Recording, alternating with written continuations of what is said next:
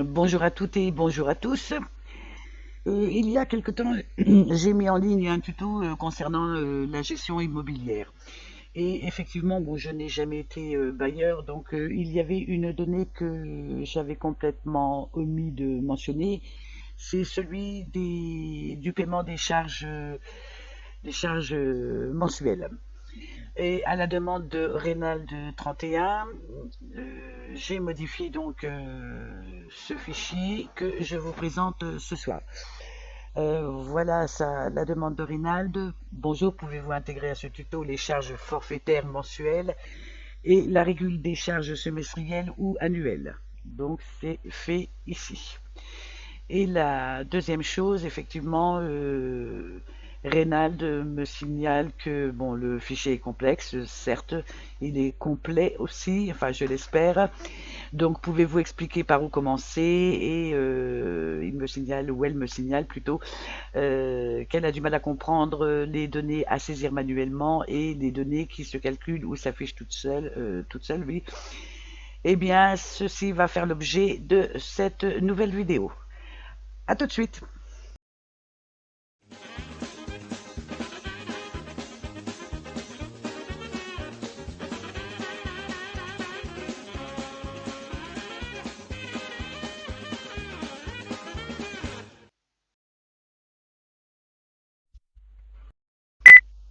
Pour ce nouveau fichier de gestion immobilière qui inclut les charges mensuelles, telles que me l'a demandé Reynald 31, vous aurez besoin également de 4 onglets, un onglet bord, un onglet location, un onglet financier et le dernier paramètres.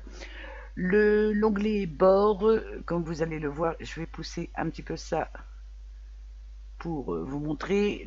Donc l'onglet bord va se remplir automatiquement car il y a, vous le voyez ici, des formules de calcul. Donc, quand Reynald me dit je ne sais pas, j'ai du mal à comprendre quelles sont les données à saisir manuellement et quelles sont les données qui se calculent ou s'affichent toutes seules, eh bien, les données qui s'affichent toutes seules, c'est les données qui se trouvent dans des cellules où il y a une formule de calcul. Euh, Bien entendu, pour que ces cellules s'alimentent automatiquement, Bord va aller chercher des informations sur location, sur financier, voire sur paramètres aussi. Donc c'est l'onglet sur lequel on va travailler en dernier. L'onglet location et les onglets location et financier vont également aller chercher des informations sur paramètres. Donc en toute logique, c'est l'onglet paramètres qu'il faut alimenter en premier. Donc là, je ne vais pas trop m'étendre sur cet onglet, étant donné qu'il s'agit de la même chose que mon précédent tuto. C'est même comment dire, c'est exactement le même onglet. Donc revoyez ma précédente vidéo. Ensuite, une fois que l'onglet paramètres est constitué, la première chose à faire, c'est bien entendu d'alimenter location. Location, c'est là où on va enregistrer le locataire et où on va enregistrer l'immeuble que le locataire prend en location, bien entendu. Alors, une petite différence par rapport au précédent fichier qui ne s'occupait pas des charges, vous allez le voir. J'ai fait une capture d'écran de mon précédent fichier. Vous voyez, il se présente exactement de la même façon avec une petite différence. Sur l'ancien, on ne marquait pas le montant des charges mensuelles. Ici, on va l'indiquer dans la colonne, la cellule J8. Comme je rajoute une cellule à renseigner, bien entendu, j'ai rajouté une colonne. Une colonne charges mensuelles, la voilà.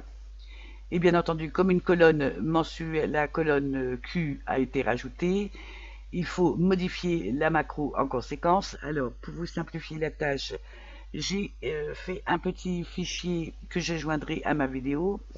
Le voilà. Donc, ici, vous avez en colonne B toutes les macros concernant ce fichier, donc gestion immobilière avec les charges.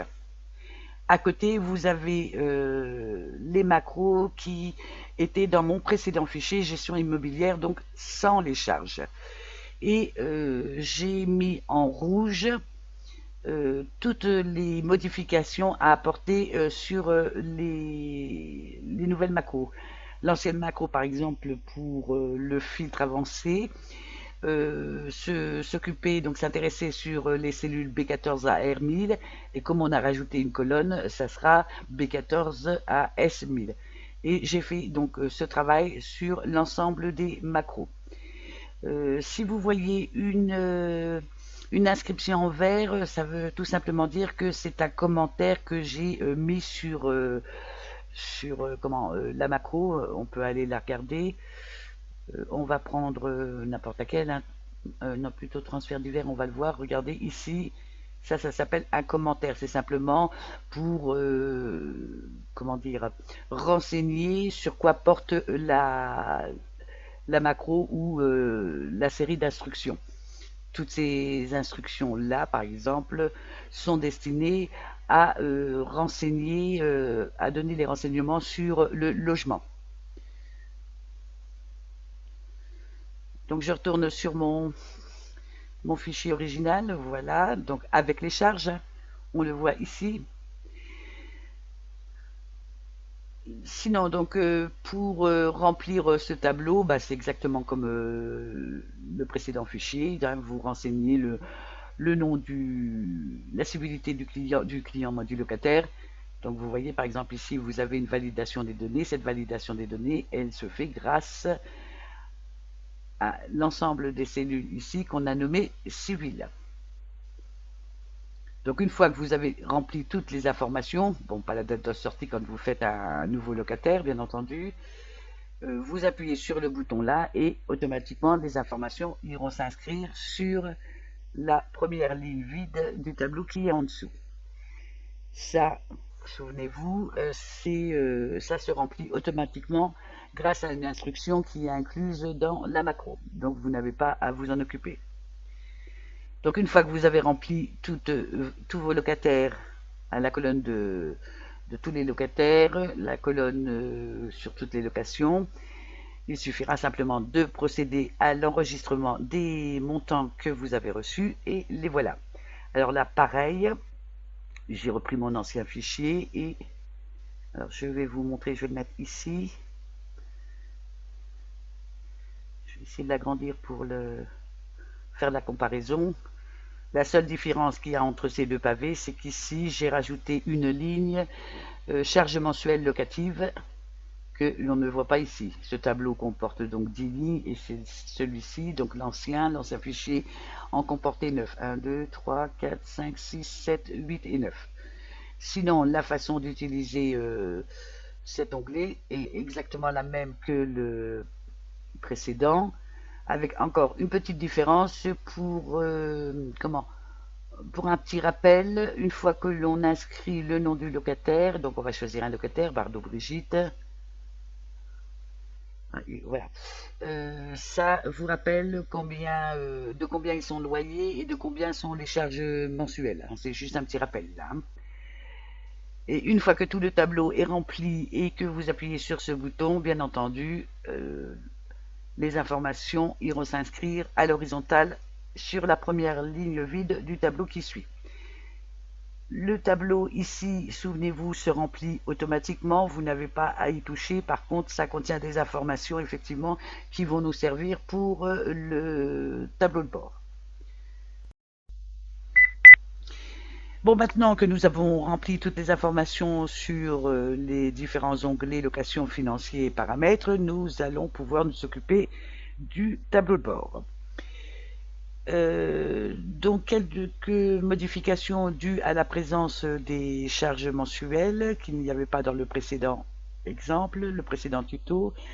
J'ai fait des captures d'écran pour vous montrer ce que ça donne. Ça, c'est la version précédente. Vous voyez, on avait pour ce volet-là 1, 2, 3, 4, 5, 6 colonnes. J'en ai rajouté une pour faire afficher les charges mensuelles. Ici, pareil. On avait, j'essaye d'adapter un petit peu la hauteur. La différence qu'il y a, c'est que pour chaque mois de l'année, est-ce que j'y arriverai? Voilà. pour chaque mois de l'année, on avait une seule colonne, alors qu'ici, pour chaque mois de l'année, on va avoir deux colonnes, une colonne loyer et une colonne charge. Donc ça suppose que les formules de calcul vont être modifiées. Mais on va les revoir, hop, parce qu'effectivement, elles sont assez complexes. Mais une fois rentrées, elles le sont de façon définitive et apparaîtront, donc pour répondre à la question de Rénal de 31, eh bien, les cellules qui vont s'afficher toutes seules, c'est les cellules où il y a une formule de calcul. Ici, ça ne change pas. Si paramètre Q13 n'est pas vide, à ce moment-là, Excel affiche ce qu'il y a dans paramètre Q13. On va aller regarder ce qu'il y a dans paramètre Q13. Non, c'est pas Q13, c'est Q3. Regardez, c'est le nom du premier locataire. Hein. Rappelez-vous, les locataires sont triés de façon alphabétique. Hein. Et donc là, ici, c'est une ligne sur deux, tout simplement. Je ne sais pas si je vous l'ai déjà dit. Ici, on a une fusion de cellules sur deux lignes. Donc, il me fallait que j'ai mes locataires affichés sur une ligne sur deux. Donc, ici, ça sera Q3, ici Q5, Q7, etc. En fonction du nombre de locataires que vous avez. Grâce à la fonction, aux deux fonctions index équive, je ne vais pas y revenir dessus parce qu'on l'a déjà vu. Excel va aller chercher les informations, les différentes informations qui se trouvent dans ce tableau-là. Et son point de référence, si je peux dire, ça sera Bardot. C'est-à-dire qu'il va aller chercher dans le tableau que je viens de vous montrer le logement de Bardot-Brigitte. Donc en fonction du numéro de colonne qu'on lui indiquera, le logement est en colonne 7, on peut aller vérifier. Le logement en colonne 7 du tableau, pas d'Excel, 1, 2, 3, 4, 5, 6, 7, c'est bien ça. Donc là, vous rentrez la formule et ensuite vous recopiez sur la droite et en bas et vous n'aurez plus qu'à modifier les numéros de colonne.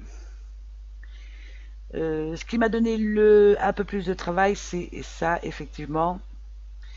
Parce que, donc, comme je vous disais, on a pour un mois, on a deux colonnes. Souvenez-vous, ici, en ligne 21, on avait le dernier jour du mois concerné. Donc 31, on le voit ici, 31 janvier 2020, 31 janvier 2020, etc. Il a fallu donc que j'adapte la largeur de mes colonnes de façon assez cohérente. Si j'avais adapté ma colonne à la largeur de 31 janvier 2020, j'avais un tableau qui s'éternisait jusqu'à Perpète la Galette. J'ai donc décidé de de fixer la largeur de mes cellules à 7. Oui. Et pour voir afficher 31/01/2020, j'ai eu recours à un petit stratagème que je vais vous refaire donc pour le mois de janvier et de février. J'ai utilisé des objets. J'insère. Non, non, non, c'est mon chien qui grogne. Pixel. Donc ici, j'insère une forme. Donc, en l'occurrence, un rectangle que je mets, si possible, on va faire un petit zoom. Voilà, que je mets à la largeur de mes deux colonnes. Non, là, je suis pas bonne.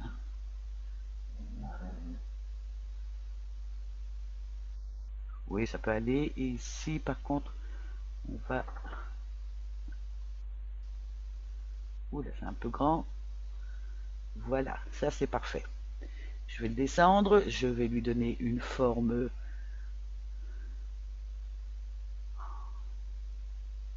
Allez.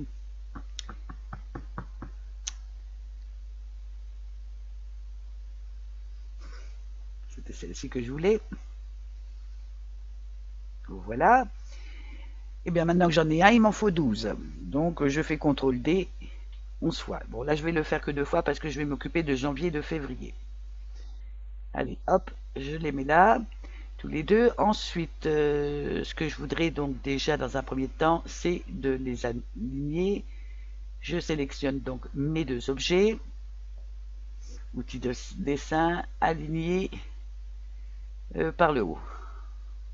Ils y étaient. Celui-ci, je vais donc le rapprocher, qu'il n'y ait pas d'espace entre chaque. A priori, ça devrait être bon. Ce qu'on peut faire à ce moment-là, on va les grouper. Voilà. Et comme ça, quand je vais manipuler, hop, c'est là que je dois les mettre. Bon, ça a l'air d'aller. Alors, ils sont groupés, mais on peut en sélectionner un pour le remettre, le rapprocher un peu. Il n'y a pas de souci. Et maintenant, c'est ici sur la forme que je veux voir apparaître 31 janvier 2020, 29 février 2020, etc. Donc, il suffit que je sélectionne mon objet du 31 janvier et ici, je vais inscrire égal. Alors, 31 janvier, souvenez-vous, ça apparaît en I21. Alors, comme c'est du rouge, effectivement, ça se voit pas bien. Rouge sur rouge. Allez, police en blanc. Pas bien cliqué. Alors, police en blanc, elle n'y est pas. Voilà. Police en blanc, on va le centrer en hauteur et en largeur. On peut le grossir, par exemple. Et on passe à la suite. Ici, ça sera égal à ce que l'on trouve. Alors, une colonne sur deux. Donc là, on est en I21, J21. Donc, ça sera K21. K21. Ah oui, là, je l'ai mis en texte. Il fallait que je me mette dans la barre égale K21. Donc, toujours le même truc. En blanc.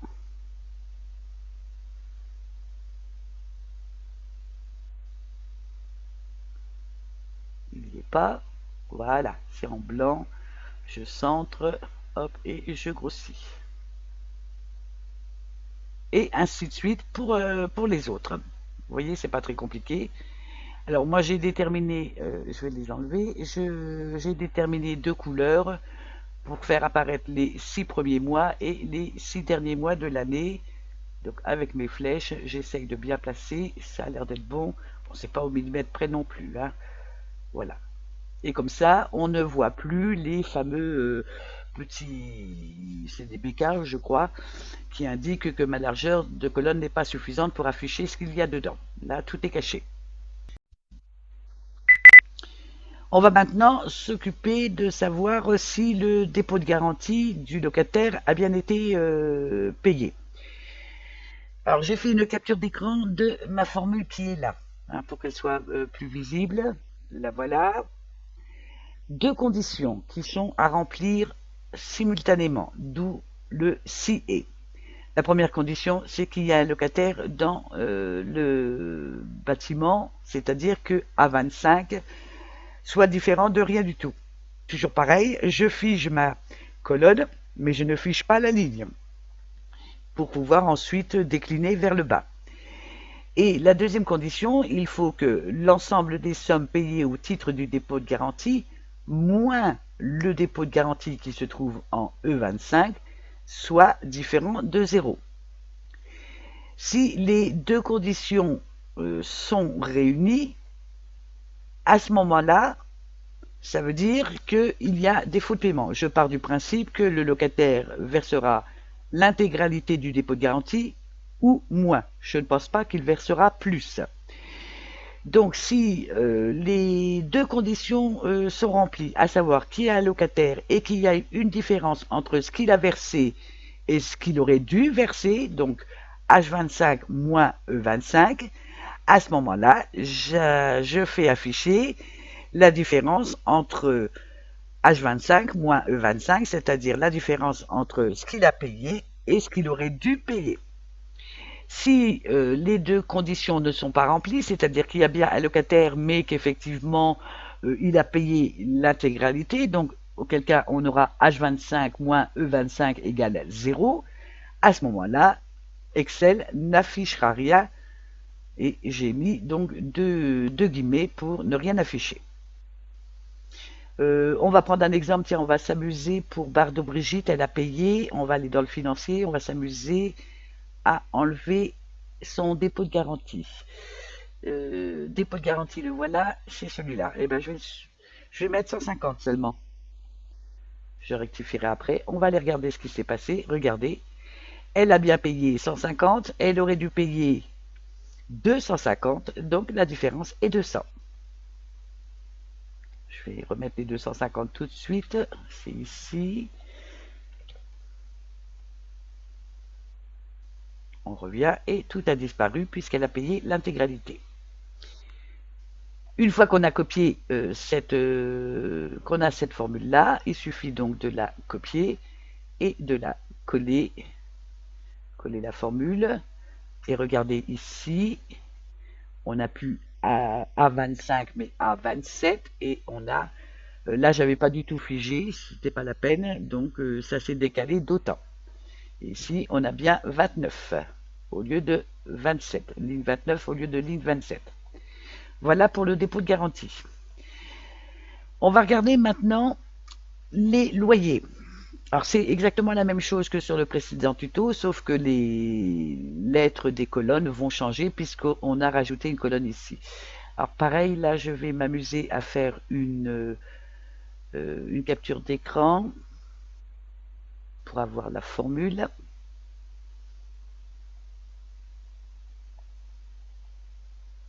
On va essayer de ragrandir un petit peu pour que ce soit vu.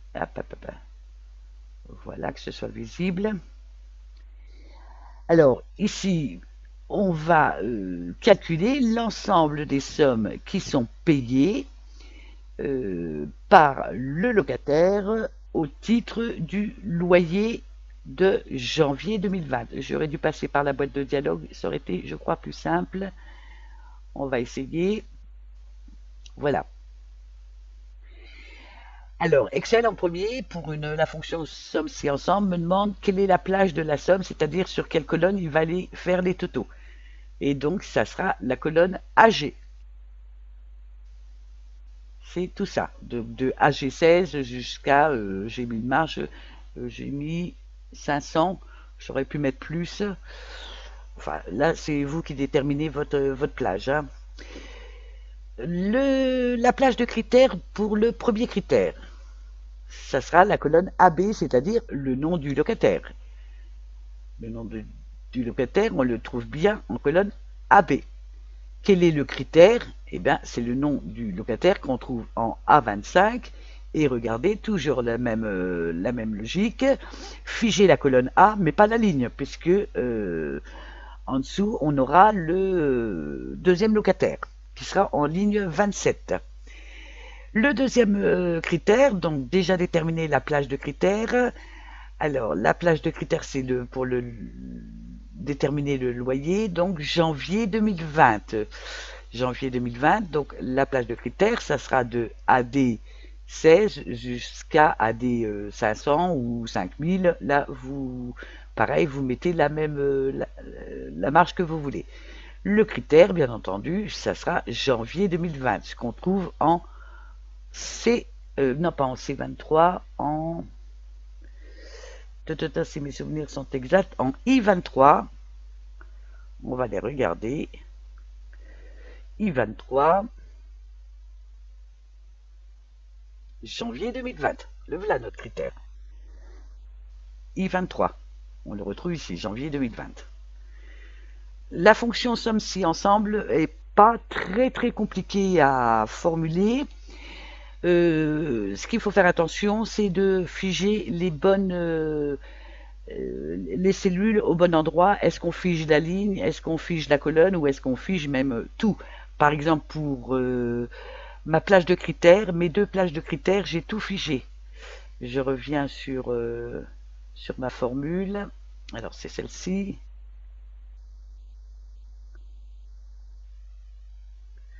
Regardez, j'ai bien figé AB16 jusqu'à AB500.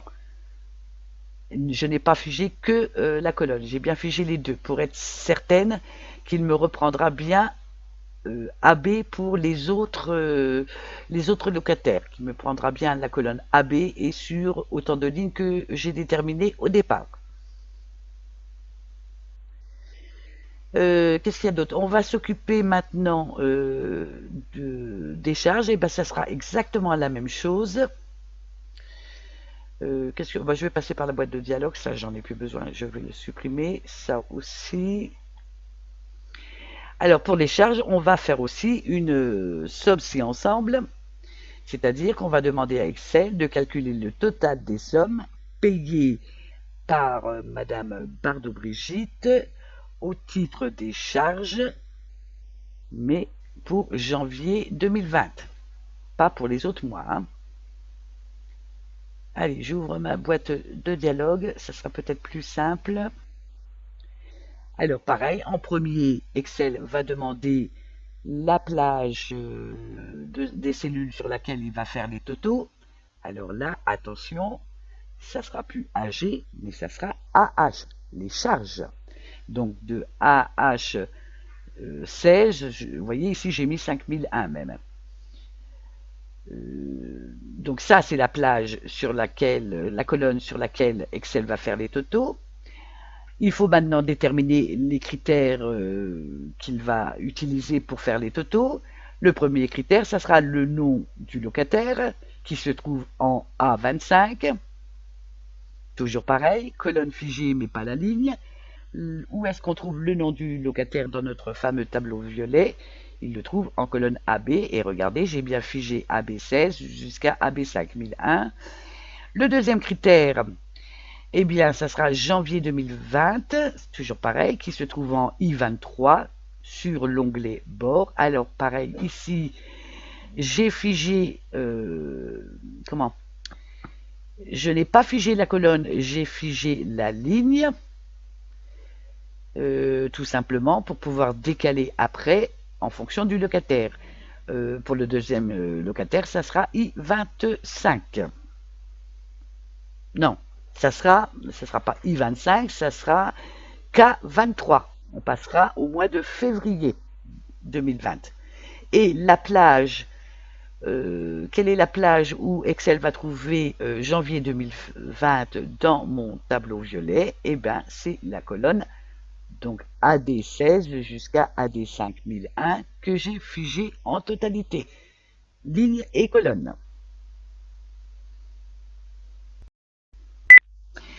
Nous allons donc maintenant nous intéresser à calculer soit le retard de loyer ou un retard de charge.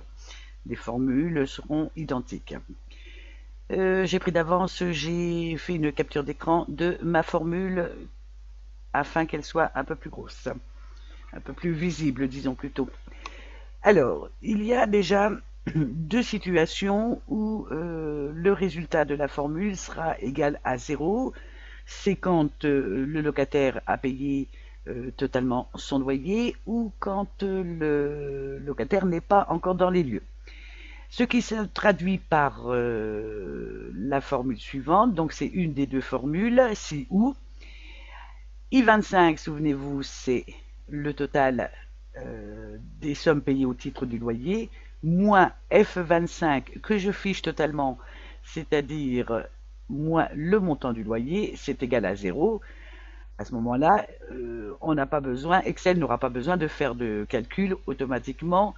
Je dis à Excel de ne rien afficher dans la cellule afin d'éviter d'afficher un 0 par exemple. Ça, c'est la première, une des premières situations où Excel n'aura rien à afficher. La deuxième situation, c'est quand le locataire n'est pas encore dans les lieux. À ce moment-là, on va s'intéresser à la date d'entrée qui est en C25 et vous voyez que je fiche parce que quel que soit le mois de loyer, la date d'entrée est toujours la même, hein. Donc c'est C25. Donc si C25, la date d'entrée est supérieure à I21, souvenez-vous, I21 c'est ce qu'il y a en dessous de cette case. I21 c'est le 31 janvier 2020.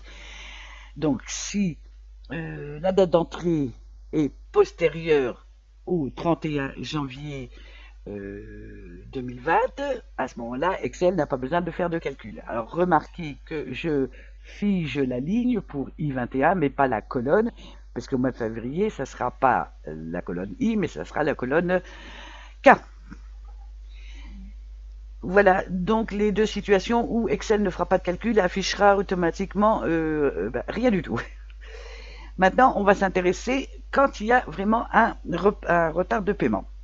Alors, il faut trois conditions réunies en même temps, trois conditions qui sont vérifiées en même temps, d'où le si et. La première, j'aurais dû figer peut-être le I25 là. Non, non, il faut surtout pas le figer. Si, donc la première condition, c'est que le total des sommes versées au titre du loyer est différent du loyer. Par exemple, si I25 est différent de F25, F25, toujours pareil, je fige en ligne et en colonne, puisque quel que soit le mois, le loyer sera toujours en F25. Donc, si le total des sommes versées est différent du montant total du loyer, et si la date d'entrée dans les lieux est inférieure à à la fin du mois considéré, donc si la date d'entrée est inférieure au 31 janvier 2020, par exemple pour cette case-là, ça sera 31 janvier 2020. Et la troisième condition, il faut que la date du jour soit supérieure à la fin du mois en considération. Vous savez, c'est le fameux truc où je considère qu'il y a retard de loyer à partir du premier du mois suivant. Tant que le mois considéré n'est pas terminé, je considère qu'il n'y a pas de retard de loyer. Donc si les trois conditions sont réunies, à ce moment-là, je dis à Excel d'effectuer l'opération suivante. Le total des sommes versées au titre du loyer pour le mois de janvier, ici, moins le loyer. Alors, bien entendu, ceci suppose, et dans toutes les formules, j'ai pris pour principe que le locataire paye son loyer ou paye une partie de son loyer, mais ne paye pas plus que son loyer. Et auquel cas, donc, on aura ici un chiffre négatif en faisant l'opération I25, donc le montant des sommes versées au titre du loyer moins le loyer, on aura une somme négative puisque le loyer sera toujours supérieur au total des sommes versées au titre du loyer du mois considéré. J'espère. Le raisonnement est le même que sur ma précédente vidéo, avec sans le calcul des charges. Donc je pense que vous avez assimilé cette truc. Effectivement, j'admets que c'est une formule assez complexe, mais elle est efficace. Toujours faire attention à quel moment figer soit la colonne, soit la ligne, soit même les deux, et la colonne et la ligne, puisque cette formule-là va être étendue sur les autres mois, donc il faut faire attention au décalage. Donc le loyer automatiquement toujours figé en ligne et en colonne, de même que la date d'entrée, c'est 25, toujours figé en ligne et en colonne. Bon, ce jour-là, c'est une cellule nommée, donc il n'y a pas de souci. I21, 21, vous savez, c'est là où se trouve la fin du mois, hein, le 31 janvier 2020. Donc on fige la ligne, mais on ne fige pas la colonne, puisque pour le mois de février, au titre du loyer, ça sera la colonne K. Et est-ce qu'on a d'autres Non. Ici, par exemple, I25, c'est le montant des sommes payées au titre du loyer. On ne fiche pas non plus, parce qu'après, ça deviendra K25. Et si on descend, ça deviendra I25, deviendra I27, etc. Donc, je pense que j'ai fait le tour de cette formule. On va faire exactement la même chose pour les charges, sauf qu'on va décaler les colonnes. Donc, je mets ça en petit, et je vais le remettre à l'endroit quand même. et je vais faire une capture d'écran de cette cellule. Capture d'écran. Nouveau. Ben, voilà, c'est celle-ci.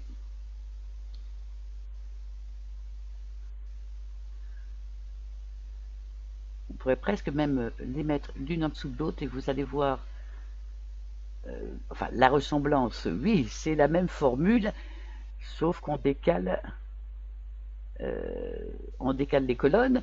Donc toujours le même raisonnement, il y aura deux situations où, comment, il n'y aura pas de calcul à faire par Excel, c'est quand le locataire n'est pas dans les lieux ou quand le locataire a payé la totalité de ses charges.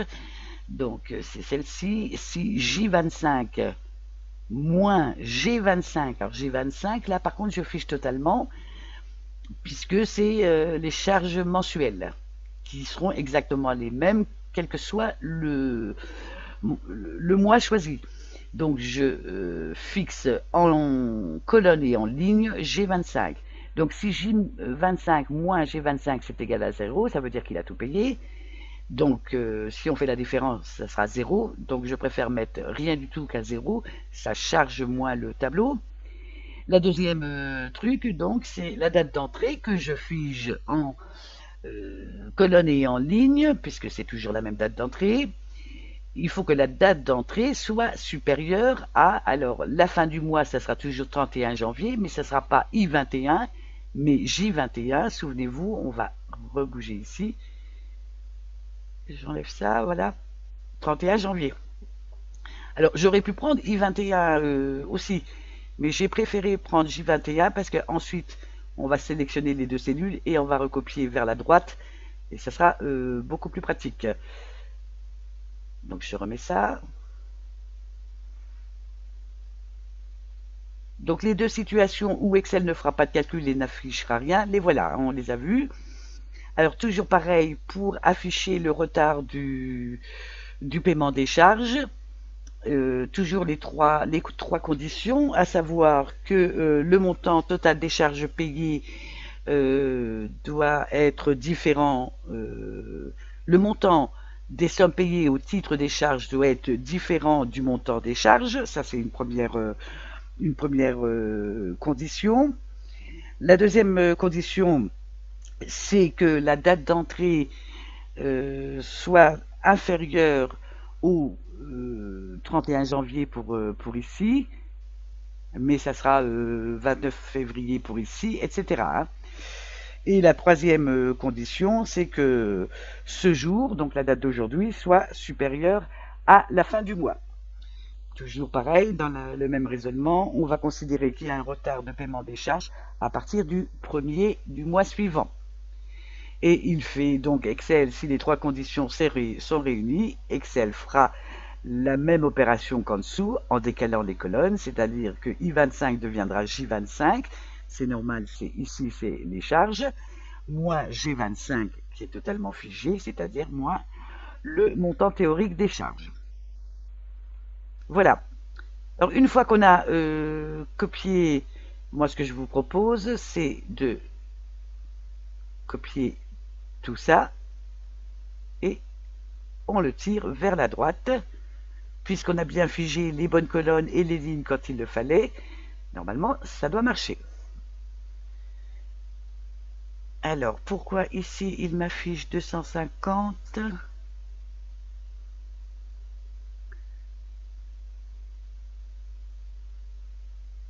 Ah, elle n'a pas payé au mois de... J'ai pas rentré le montant du loyer pour le mois de février.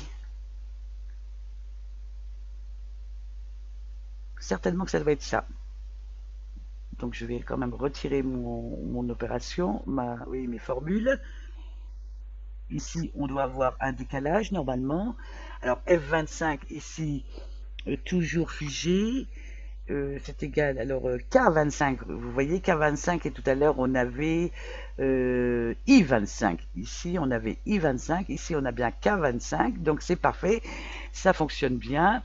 La date d'entrée, Et là, K21 au lieu de I21, eh ben, ça m'a l'air d'être bon. K25, c'est parfait, c'est parfait. On peut être confiant. Alors, une fois qu'on a copié toute cette ligne-là, ce qu'on peut faire, eh ben, on va la coller vers... Alors, j'ai oublié de la copier. Ah ben non, on peut tirer comme ça. Et on va essayer. Je croise les doigts. On la tire vers le bas. Il suffit après de sélectionner une cellule. Donc, vous voyez, là, il y a un schmilblick, ce qui est tout à fait normal. Je vais vous expliquer pourquoi. Regardez ici, on a F25 et c'est pas F25 qu'on veut. Maintenant, c'est sur la ligne 27. À ce moment-là, on ne va pas s'inquiéter. On va reprendre tout ça. On va faire un petit CTRL H. Alors, CTRL H, ça veut dire remplacer. CTRL H. Et au lieu de mettre 25, nous, on veut 27. Remplacer tout. Donc, il a fait 120 remplacements. Je ferme et regardez, nos calculs sont maintenant exacts. On va quand même vérifier. Bah tiens, on va s'amuser à vérifier. Ouh, bah ici, de toute façon, il faut qu'on le prenne ici. Le loyer, si I25, I27 plutôt.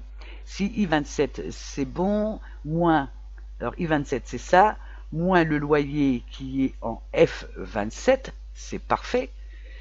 Donc si c'est égal à 0, Excel ne mettra rien. Et si la date d'entrée de C20, qui est inscrite en C27, c'est bien ça, C27, est supérieure à I21, par contre I21 à la fin de mois, il n'y a pas de souci, c'est bon.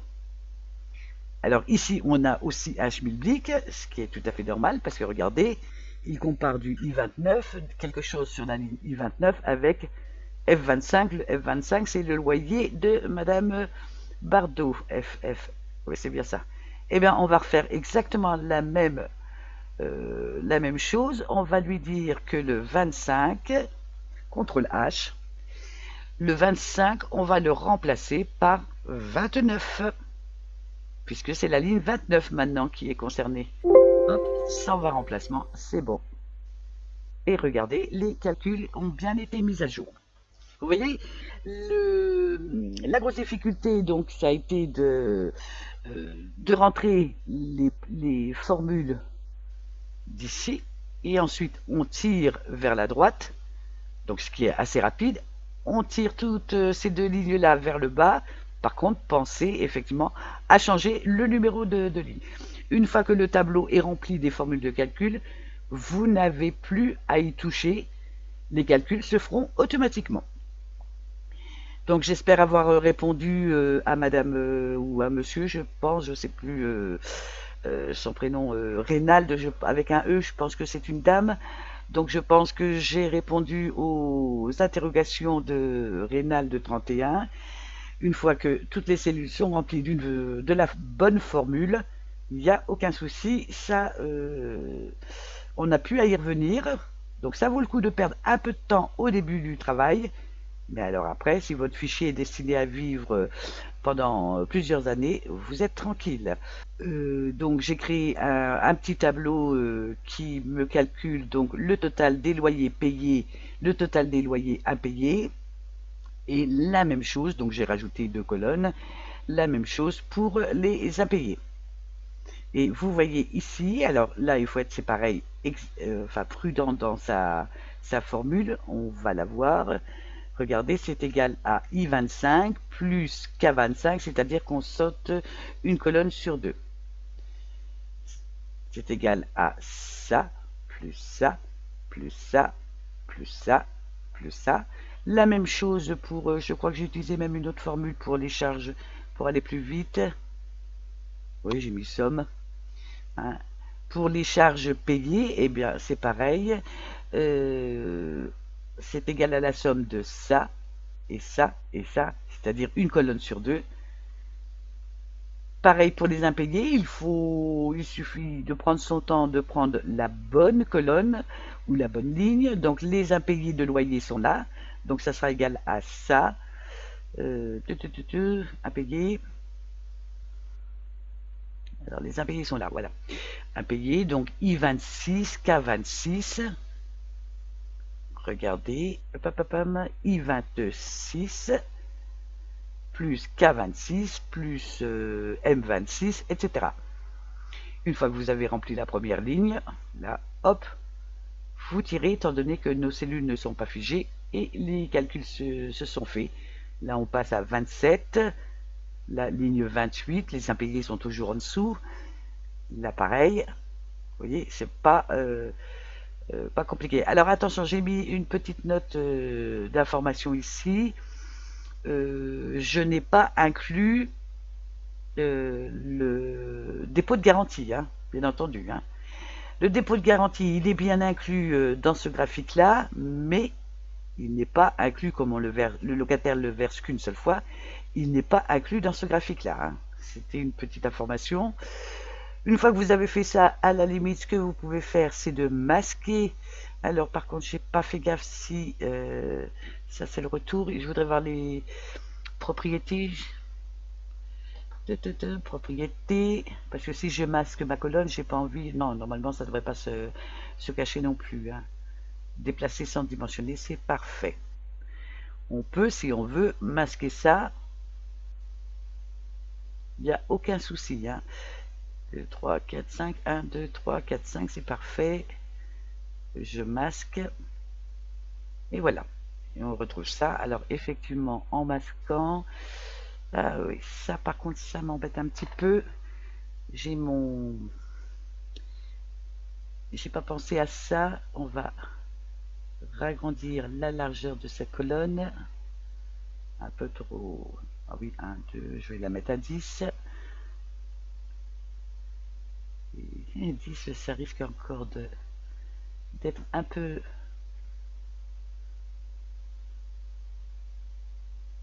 de déplacer un peu. Voilà. Souvenez-vous, ce bouton-là, c'est pour revenir en début ici. Hein. Là, on va là. On voit nos tableaux croisés dynamiques. Par contre, il faudrait presque même changer. On va mettre AU. Ici, modifier le lien. Donc là, c'est vous, en fonction de la largeur de votre écran, vous verrez bien quelle cellule il faudra mettre. Je vais mettre AU1. C'est pas mal ça, AU1, j'ai mes deux tableaux croisés dynamiques que je vois ici. Il nous reste deux petites choses à voir. Les tableaux croisés dynamiques, en premier. Bon, ça, vous l'avez déjà vu. Enfin, surtout celui-là. On fait une petite révision. Ce tableau croisé dynamique, je l'ai intitulé encaissement au pluriel même. La source, vous la connaissez, c'est le fameux tableau violet. Que dire d'autre? Je vais vous montrer comment j'ai disposé mes champs. Donc, j'ai mis en ligne les étiquettes année, les mois classés, hein, souvenez-vous, 0 point dépôt de garantie, 1 point janvier, etc. Et en dessous, les locataires. Et en valeur, j'ai pris les loyers et les dépôts de garantie. Enfin, c'est pas tout à, je crois pas qu'ils se nommaient des loyers et dépôts de garantie, j'ai un doute. Faudra regarder ça. Loyer, dépôt de garantie et les charges mensuelles. Je vais y retourner là pour vous montrer un truc. Donc voilà, je vais retirer charges mensuelles et je vais le remettre. Donc c'est pas le nombre que je veux, c'est la somme. Donc paramètre du champ, la somme, et ici j'enlève somme de charge mensuelle, mais comme il y a ici charge mensuelle, je ne peux pas mettre charge mensuelle. Si je fais ça, regardez ce que ça va faire.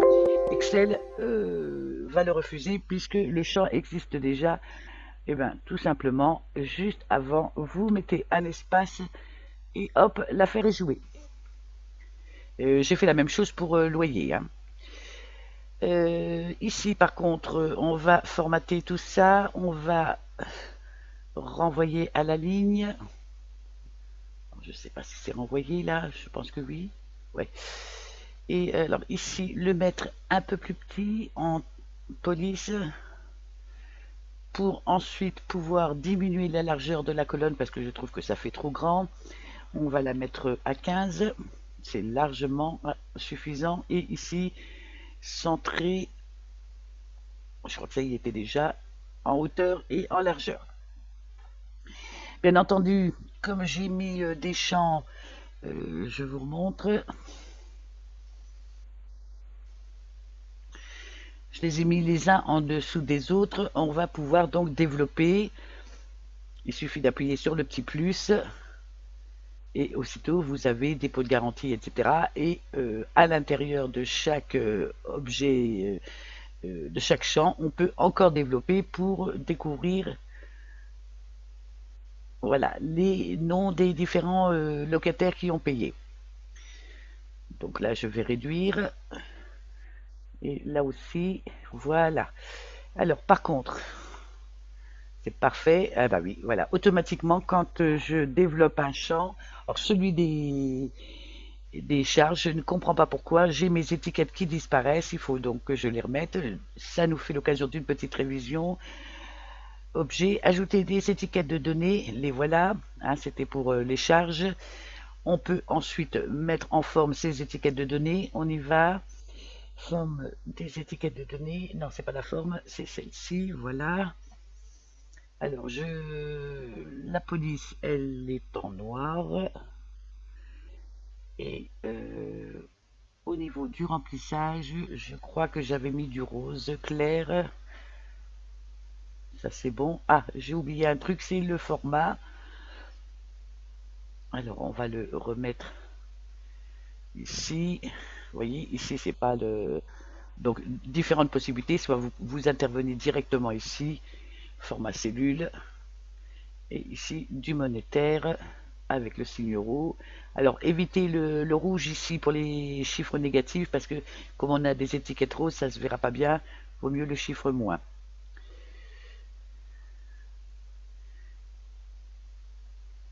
Voilà, et ça se remet à jour automatiquement.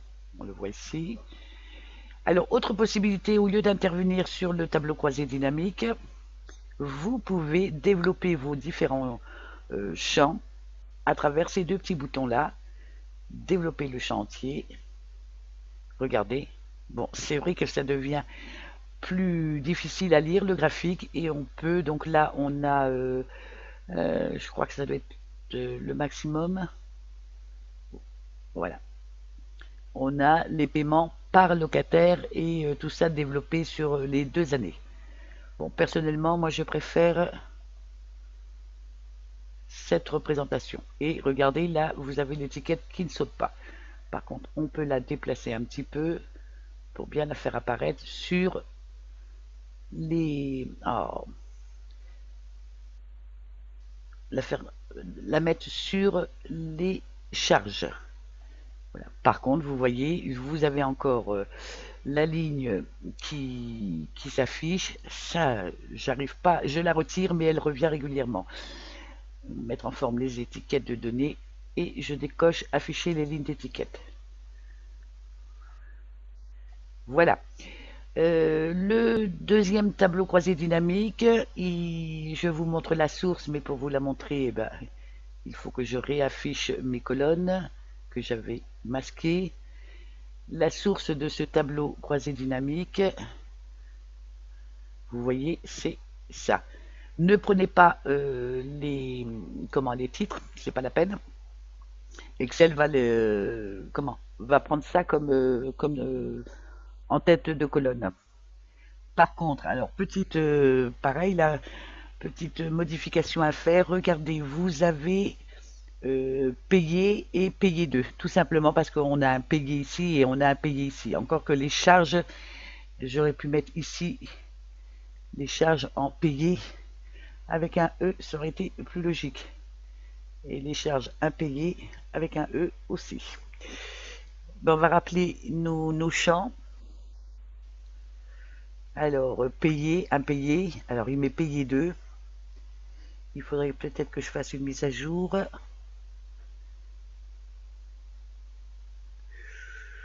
Qu'est-ce qui s'est passé? Ah oui, il en a retiré 2. C'est normal. Parce qu'il ne reconnaissait plus. On va les remettre. Ça, c'est les charges. Et là aussi, ce sont les charges payées, les charges impayées. Pareil ici, ce qu'on peut faire, c'est modifier, au lieu de mettre somme de, on peut mettre payé et E, ou charge payée, ça serait plus logique. Charge payée, ok. Et ici, paramètres, ici, donc ça sera charge impayée, ok. Le nombre, je ne sais pas si je l'ai mis en monnaie, non. Alors, on va en profiter, on va le mettre, monétaire. Toujours pareil, éviter le rouge. Ok. Et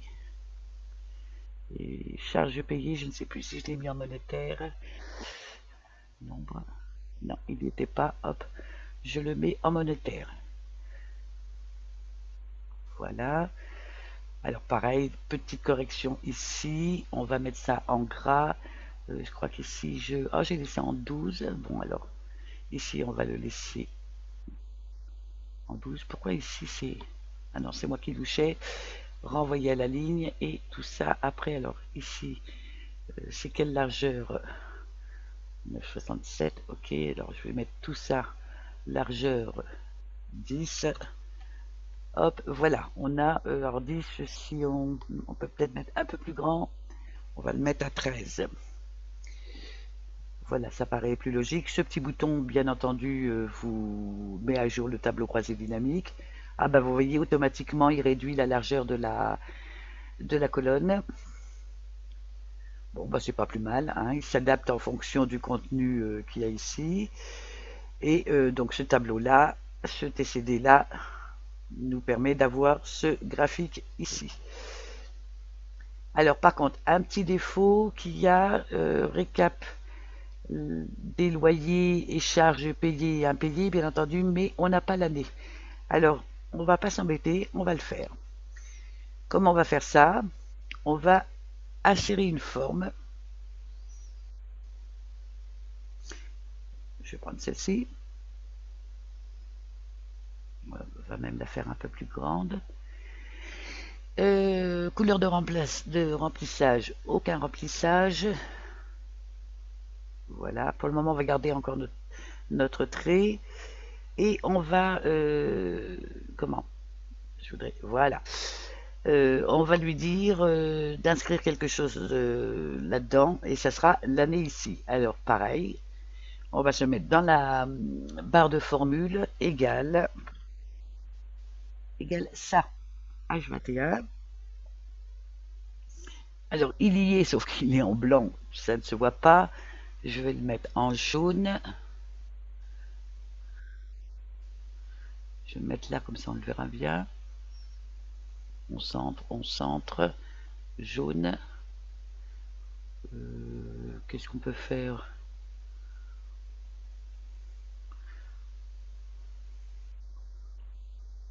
Là, on peut grossir la police si on veut.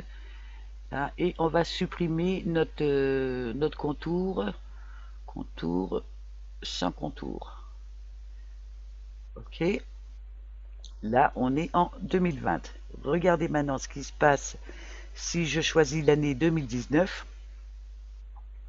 Ça change ici et bien entendu, on fait une petite actualisation pour avoir les chiffres de 2019. Donc ça actualiser le graphique et à mon avis, ça a dû actualiser aussi le tableau croisé dynamique puisque les chiffres, je vais bien vérifier avant, 500 et 300, on a bien 500 et 300. Voilà, donc maintenant je peux, vous voyez ici aussi ça s'est bien actualisé ce qui est tout à fait normal parce que regardez, dans cette cellule-là, je lui ai dit qu'elle était égale à ce qu'il y a dans H21. H21, c'est ça. Donc je pense qu'on a fait le tour de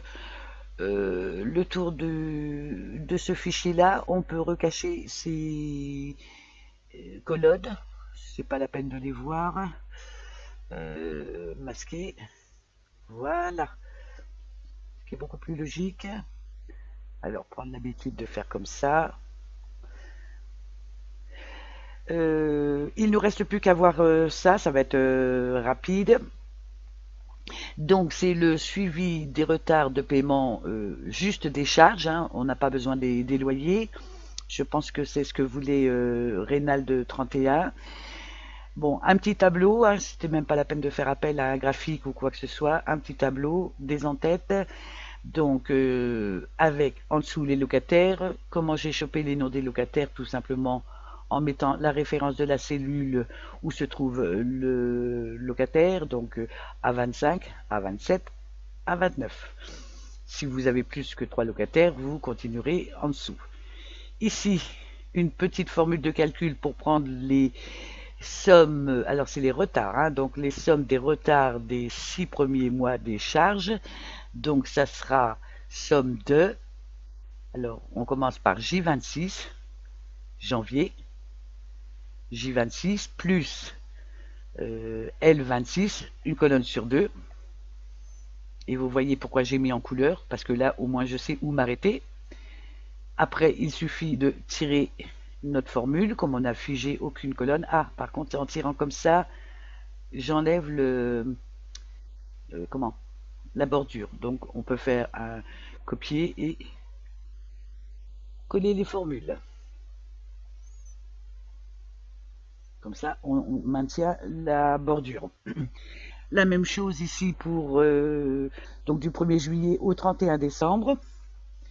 Donc ça sera la somme de ça, plus ça, plus ça, plus ça, plus ça. Et la dernière que j'ai oubliée, celle-ci, pour 2019. Hein. Donc il n'y a pas de retard, tout a été payé. Et j'ai fait le suivi du retard de paiement des charges sur toute l'année. Donc l'année 2019, hein, et ben, c'est tout simplement hein, la somme des deux là. Une addition par ligne. Comment j'ai fait ça? Tout simplement, regardez, j'ai concaténé suivi des retards de paiement des charges espace tiré espace année, un espace et je ferme ma première chaîne de caractères et après H21, H21, je vous le rappelle, c'est ça.